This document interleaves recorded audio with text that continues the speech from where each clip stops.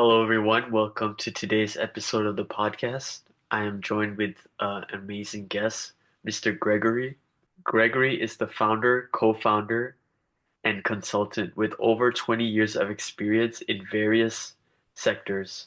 His life purpose is to help and inspire to live with personal agency, which means living a life of conscious choices and actions, putting yourself in the driver's seat with full awareness of who you are and your environment. As the founder of RenU, he coaches individuals and teams on elevating their performance through knowing themselves, designing their future selves, and becoming their future selves. His core values are fairness, learning, and care, and he thrives in a caring and collaborative environment. Moreover, be sure to check out his YouTube channel, which is dedicated to elevating people, teams, and organizations. Elevating means reaching higher levels of consciousness mastery, leading to higher performance. The YouTube channel will be displayed here as well as in the description below, so be sure to check it out. Hi, Gregory. How are you today? I'm very good. Thank you for having me on your podcast. Thank you so much for coming on the podcast. And without further ado, let's get into it. So, Gregory, can you please share a bit about yourself and your background with us? I am French, so nobody is perfect. There was a bit of a joke around this. I grew up in various parts of France when I was a kid, so I moved a lot because my father was a Navy pilot. Why he's done different things in his life, but we moved a lot. And so as a kid, I moved in many different places in France. And I think that shaped a lot my view of discovering new cultures, seeing different places, which I still have today, I would say. I have a partner, Karen, who is British, and we've been together for the past 20 years. I live in Bangkok, Thailand, for the past 12 years. Yeah, that's about it in a nutshell. Awesome.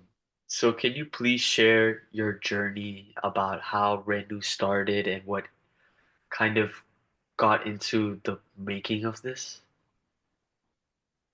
Yeah, to share my stories, and I'll give you a very short way of looking at my entire life. So, as I say, I traveled a lot when I was a kid in different places in France. Then that gave me the bug for traveling more. So, when I finished my studies in Paris, I decided to move to Canada to become a trainee in a company called Bombardier, which is which was back then very active in both aerospace and railway transportation side. And that was so I moved to Toronto in Canada, spent about 14 months there.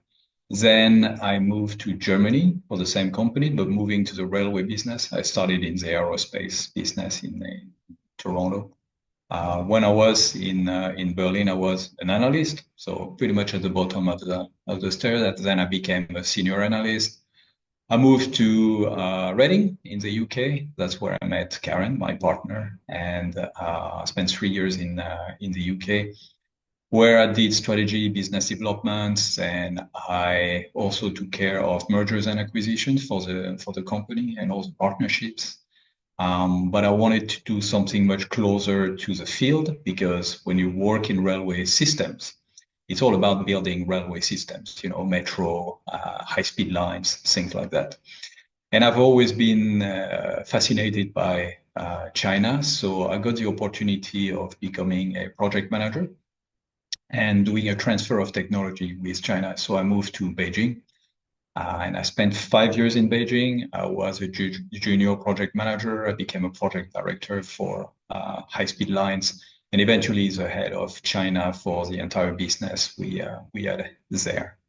And that got me. I was lucky. I was at the right time in China. There was a lot of business growing there, so that got me promoted to be responsible for Asia Pacific, and then I moved to Bangkok, where I am right now. And so I spent 6 years basically building the business in Asia Pacific. And eventually, when I left, about 1,000 people in the business. So we had grown twofold and threefold in terms of revenues. So that was good. But I decided that corporate life was fun, but there were many things that I wanted to explore in life. And it already been 20 years of corporate life.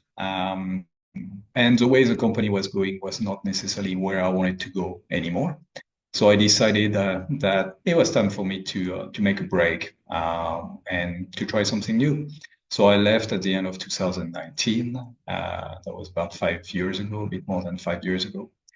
And I tried different things. I did some startup work. I worked with some partners on building some different businesses. And eventually, well, I decided that at the same time I was becoming a coach because my story of coaching is that as a person in a corporation, I was coach for, well, since my 30s. Okay, so I was coach for a very long time, and I would not have become the person that I became in the company or personally without coaching. So when I left my corporate job, I said, okay, this is me.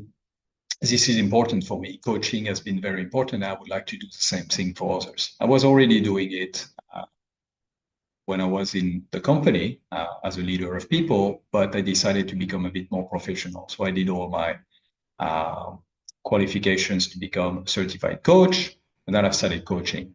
And progressively, coaching over 2020, 21 started to grow as a business for me while I was doing all those things. And it's really in 2022 that I started to say, okay, I'm going to dedicate myself to that.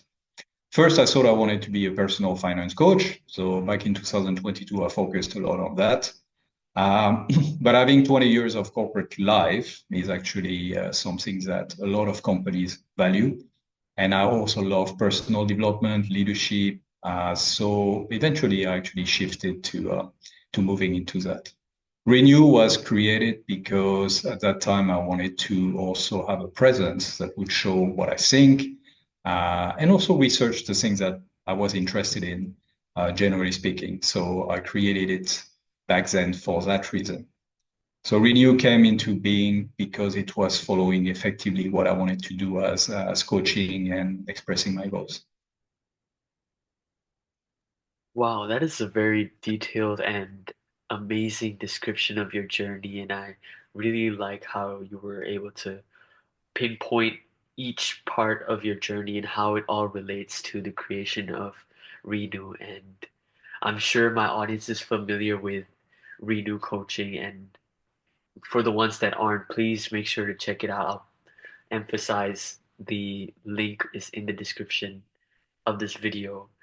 But for those people who haven't yet discovered some of the videos of RenU or isn't really familiar with RenU coaching, if they Yeah. decide to go to your YouTube channel, what do you think, what topics do you cover in your videos, and how do you think my audience can grow from your content? That's a very good question. So basically, the when I started the YouTube channel, I wanted to focus on personal finance coaching. Okay, not personal finance advice. So maybe here it's important for people to understand what coaching is. Coaching is not telling people what to do; it's helping them find their own answers. So coaching is a lot about listening to people and asking powerful questions. So when I coach in my videos, for instance, I try to ask powerful questions. Sometimes I give some advice. That's more like mentoring, when you know something and you want to share with other people. So the point for me of creating RenU at the beginning was to say, okay, well, I'm interested in personal finance. I want to become a personal finance coach. So that's what I'm going to talk about. So if you're interested in personal finance, then you will see that the first year of my videos is very focused on that. A little bit about personal development, but there's a lot about finance. So if that's your thing, I think a lot of the videos are still very relevant at this point in time. Then I moved more into personal development, leadership. So there's a lot that you can find in my channel about if you want to become a better person. And better person depends on what you want to define it for that. I also have videos which are about finding yourself, knowing your purpose, your values, the direction you're taking, which is very central to life, and all the skills that you can use in life to help you get there. Videos about mental models for better decision making, There is, it's generally speaking very much about personal development, whether in a work environment or outside of a work environment. And also focusing on people who manage people, team leaders, managers, etc. Whether they're at junior level or senior level, it's helping people to manage people better, basically. So that would be, in a nutshell, I would say what you can find for you. And for my audience who keeps up with RenU coaching knows that recently you reached a milestone on YouTube. You hit 100,000 subscribers. So Yeah, congratulations on that. thank you. And for someone like you who's not only successful in your professional life but also in YouTube, what are what is the key to your success, would you say, in both coaching and in YouTube? Um, I think I mean, obviously, it looks like I'm successful here, but success is also built on things that you fail. Having built, Renew, um, I think the success about it is about resilience. Because one thing that you need to do for you doing a podcast or for me doing YouTube videos is the fact that you need to be consistent. What people expect is that you keep going and you keep giving good content. You need to find your pace. For me, my pace was one video once a week. And that's very important because it's not the base for everybody. I mean, some people like to do more news type of channel. I'm more about deep content. And deep content, you need a bit of time to do it. Some people actually post even less than once a week. There's no secret recipe. I know a guy who has a newsletter and he posts whenever he wants, and usually it's every 2 or 3 months, and he's extremely successful. So it's really finding your voice, your rhythm, what you want to say, and being following that. For coaching, it's quite different in terms of what can make you a successful coach. The first thing is really you need to know yourself. It's very important to become a successful coach that you work on yourself first. Before I became a coach, I was coach for 14 years. So I don't say that everybody should be coached for 14 years. Maybe it was just me. That's the time it took for me to reach some level of maturity where I felt, okay, I can coach others now because I've done enough work on myself.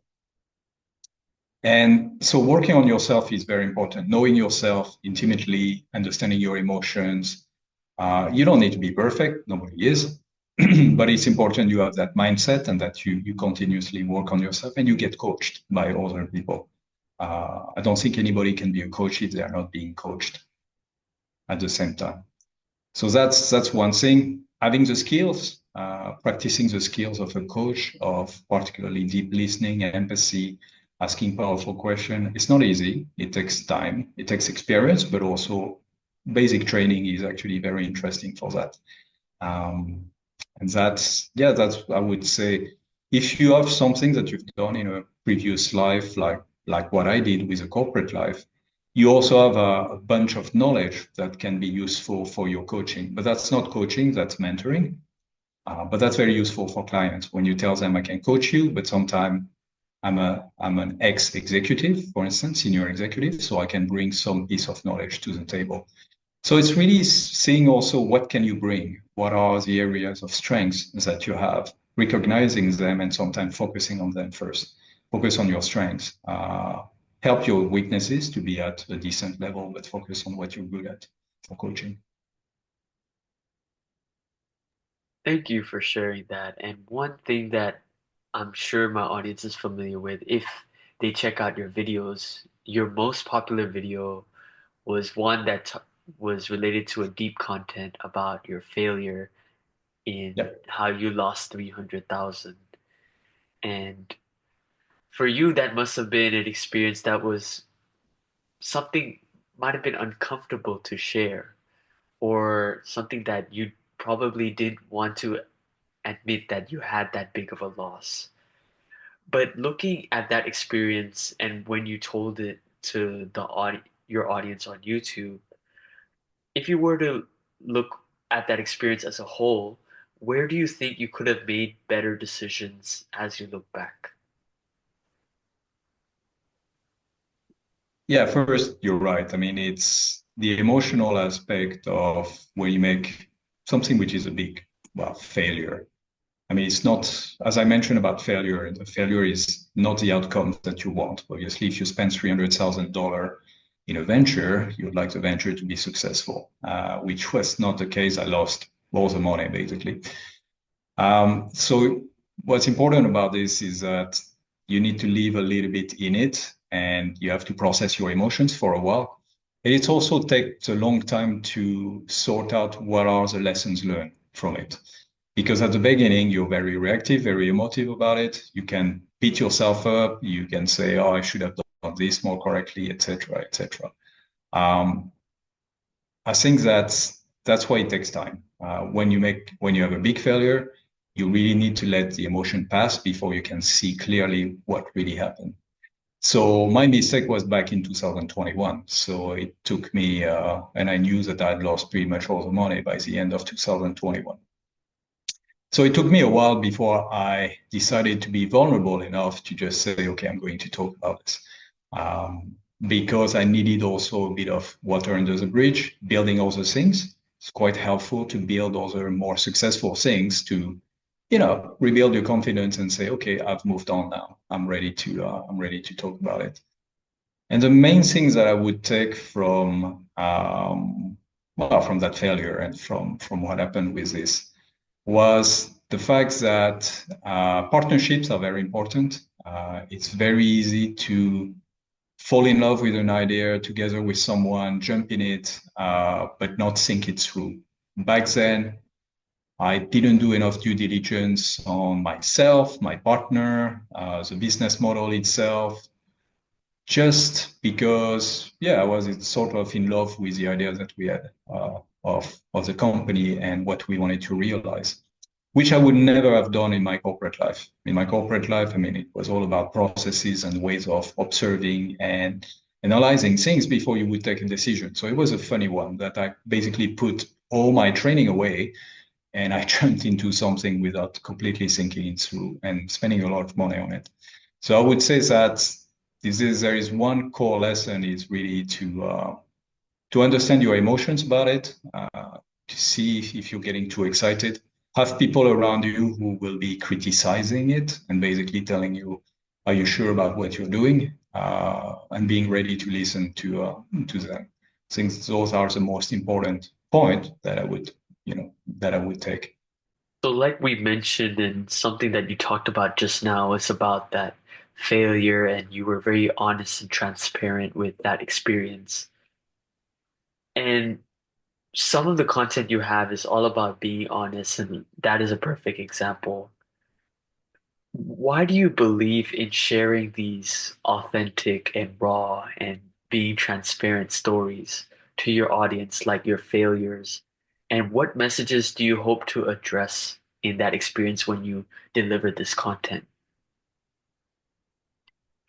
It's a good question. I think life is inherently messy. Uh, there's a lot of things going on in everybody's life. And before we had internet, I think people had very direct relationship, physical relationship with each other. There were not tons of ways to communicate at a distance or that would create separation, physical separation between people. And that meant that you would see the messy part of their life pretty much all the time. Not all the time, but you would see a lot more of it. Nowadays, with what we have with social media, with the way we have technology, we basically see on social media the beautiful tip of the iceberg of everybody's life. And so you see all those beautiful memories, beautiful things here, there, and everywhere, and you don't see the struggles of people. You don't see what's really going on. And the problem of that is that everybody FOMO, basically. Everybody's thinking that everybody else is living fantastic lives when they are not. They might be putting a brave face.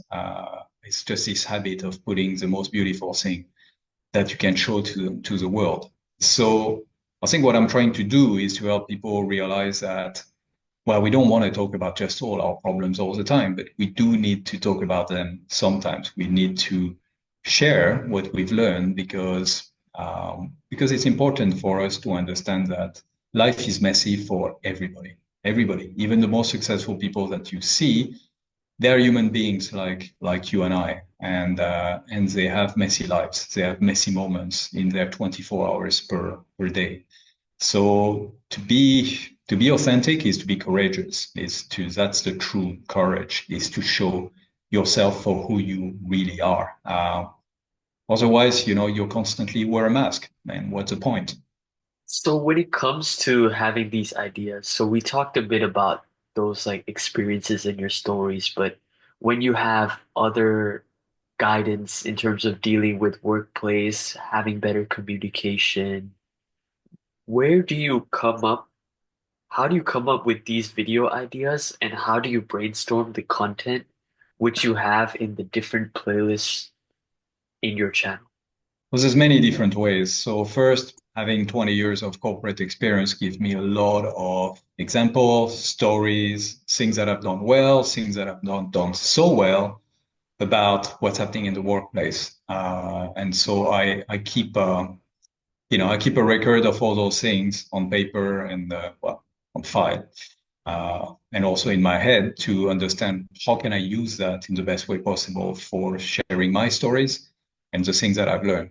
I do a lot of research. I'm a very avid reader of books, of posts, newsletters. I read a lot, and that's one very important source of information for me because that helps me to understand what's happening in the world, but also the deep thinking that some people are doing on some specific topics. So that's an important aspect. The people I coach also, the corporation where I do team coaching, that helps me to have a finger on the pulse of what's happening in the corporate world, and also that helps me to understand what is the most relevant content all the struggles that people are going through and to see how it's evolving. So it helps me with having the content which is relevant to people today also. Friends, my partner, sometimes they come up with some question that they say, hey, why haven't you talked about this? I'm like, oh yeah, this one is interesting. Why not?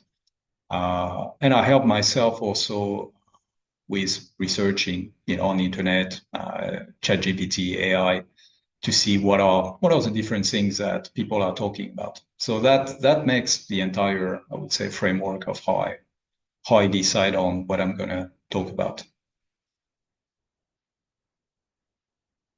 So now if we decide to focus more on RenU coaching instead of the YouTube channel, which we talked about a lot in Yeah. this interview section, what are some of the ways that people can know themselves, design their future self, and become their future self? Well, that's an essential question. So thank you for asking it. One very important thing is, okay, if you start with knowing yourself, do psychometrics. I don't know if you're familiar with psychometrics, but there's a lot of them out there. You can do the big five psychometrics. You can do Holland, Hogan. Uh, you can do the Enneagram. You can do Strengths Finder or via Strengths. There's a lot of tools out there which help you understand what you're made of. Okay, so it's very important to actually do this kind of psychometrics. So it gives you a mirror. It's never a good mirror, by the way. You shouldn't consider those tests as being the truth about you, but it gives you some vocabulary, some pointers about how to understand yourself. Um, I think reading and listening to podcasts, to other things in life, really will help you understand yourself better and understand life in general and also understanding your level of consciousness. So I have a video which is about levels of consciousness. For me, that's pretty essential because it's understanding what paths have you taken in your life to understand the world around you, basically. So also from a design perspective, I think it's important to design a purpose. We've talked about the vision earlier. So having a clear vision, being clear with your values, understanding your values, what you live with, because that's also how you design the values that you want to have. Sometimes we have values by default, behaviors by default, and it's understanding what they are so you can move on to actually the ones that you want to have. And becoming is all about, yeah, it's all about acting. It's all about acting the things that you've designed, the person that you want to become. It's all about behaviors, the day in, day out ways that you behave with others. And also it's getting feedback from your environment. It's pretty important that when you act, you actually don't just act, but also see what is a result of me acting. What happens to people around me? Are they happy with what I do or not? So having that is important. And also when you want to become, one very important thing to have is to have habits, ways of having routines, ways that are propelling you progressively along the path. It's not about just big actions. It's about all the small actions every day. Mental models, I talk a lot about them in my videos. That's for decision making. It helps you to see life through particular models that help you to understand what life is about and what's the best way of taking decision in certain situations. And finally, yeah, everything about becoming is also having plans. You might have a vision, you might have designed everything. You need to build plans, whether they are weekly plans, they are annual plans, monthly plans. I have a life plans that translate into an annual plan that translate into a weekly plan. So that's how I vibe with my way of becoming. On a similar note, we talked about, like you mentioned just now, the process of becoming, you have different plans, like a weekly plan, monthly plan, annual plan. But Yeah. if we focus on you in particular, what are some ways, what are some things that you do to elevate your life? Oh, well. Well, I mentioned classical singing earlier because classical singing for me is part of something that gives me a lot of joy. And I truly believe in trying to live a happy life.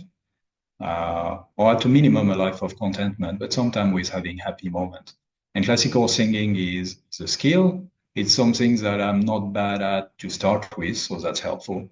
And it's part of, yeah, it's part of a large emotional joy for me when I do it. The things that I do to evolve is there are many of them. There are really many of them. But if I look at so for instance, every year what I try to do is to have all my life aspiration. I've got 7 life aspirations, but translated into aspiration for this year. So this year I've got 24 aspirations based on my 7 life aspirations. And after they are subdivided into things which are like, what can I do every day about it? Okay.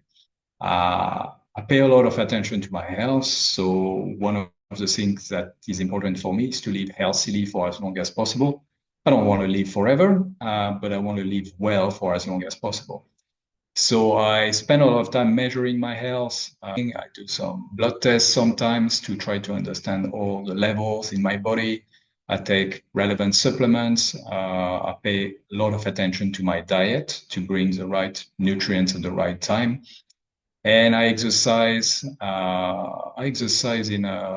very consistent fashion with a mix of CrossFit, some lighter cardio, also strength training, swimming, this kind of thing. So I have very strong routines around that to just keep, a very good level of health all the time. And that's on the health side. From a mental perspective, the things that I do to evolve is I do the mapping of my level of consciousness to see where I am with my consciousness and to see how I can improve that. So, what are the new behaviors that I should explore to try to go a step further? How can I become a better listener? What are the things that I will do about that? How can I ask even stronger questions? How can I be intentional with every conversation that I have? Those are the questions that I ask myself and the behaviors that I plan for my life. So that's health, mental, as I mentioned, I read a lot, listen to a lot of stuff. that constantly populate my mind with new ideas. And I ask myself questions. I have moments of reflection. That's also important to slow down, take a step back. Taking the helicopter view is the most important thing in life sometimes because you can get too busy with day to day and forget about understanding what's going on overall. So that's very important for me. It's to take a step back, have the reflections, and move intentionally with some of the things that I want to do. I change my habits quite frequently. Some of them stay for very long. Some of them are just experiments. So one of the things about growing for me is experimenting a lot of things and discovering what works and what doesn't. Because you can listen to a lot of people, but your body, your mind is yours. You won't react the same way as another person, so you have to discover for yourself what works, and that's what I do. I experiment on health, I experiment in mental health, I experiment on activities, I experiment in my job with creating new content. All of that contributes to a sense of moving forward, having a life of choice, which I believe in, and agency. Awesome. Thank you so much for sharing that, Gregory. And we are close to wrapping up this interview section of the podcast. But before we wrap up, I would like to ask you one question, which is a question I ask all my guests. That is, if you could voice one unique message to the world, what would it be? That's a good one. That's an important one.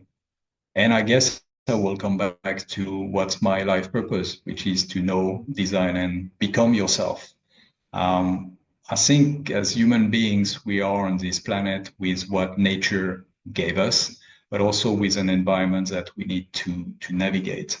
And for me, a truly lived life is a life where you is made of deep knowledge about yourself, about your environment, about everything around you. It's about designing what you want out of life, not only yourself, but also as part of a community. You design yourself in life, but also design how do you want to interact with that community because we're social animals as human beings. And finally, yeah, acting to become that person. I mean, it's what is most important because this is a life of choice. It's a life of agency, and for me, that's worth living. Thank you so much for sharing your unique message, and thank you so much for your time, Gregory, and your insights. Thank you for having me. I love the questions. They were provoking sometimes and also fun to answer. So thank you for letting me tell a bit of my story.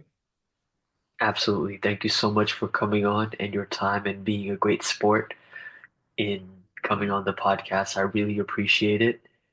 And my final message to my audience is if you are new to the channel, please make sure to like, subscribe, and share this video if you did enjoy it. And I'll see all of you for the next episode. Goodbye. Goodbye.